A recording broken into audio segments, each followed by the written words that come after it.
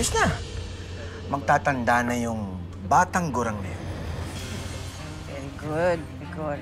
Maasahan ka talaga. Ayoko matalo doon sa batang gurang na yun, ha? Ang laking insulto nun. Magiging katawa-tawa pa ako sa lugar namin. Kap, huwag kang mag-alala. Sigurado ako sa mangyayari sa kanya, siguradong aatras na yung Rambo na yun. Sino si Rambo? He's nothing. Isang ambisyosong buhay.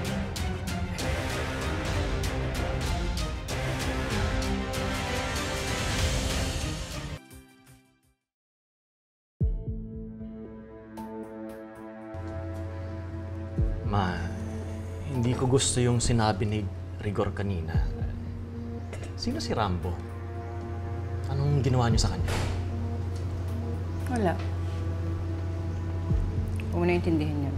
Ma, gobernador na kayo sa probinsya na to. Ano pa bang gusto mo? Hindi na dapat kayo pumapatol sa mga ganyang kalakaran sa politika. Ang dumi-dumi na ng politika. Please, huwag niyo nang dagdagan pa. Wow. Parang ang dami mong alam sa politika. Yes, matagal na. Kaya nga ayoko ma-involve dyan eh. Di ba kayo natatakot na baka balang araw bumalik sa inyo lahat ng mga pinaggagawa niyo? Kung magsalita ka, parang may ginawa akong masama, ah. Wala kang alam, Alberto. Kaya wala kang karapatan na manduhan ako at wala kang karapatan na husgahan ako dahil anak lang kita!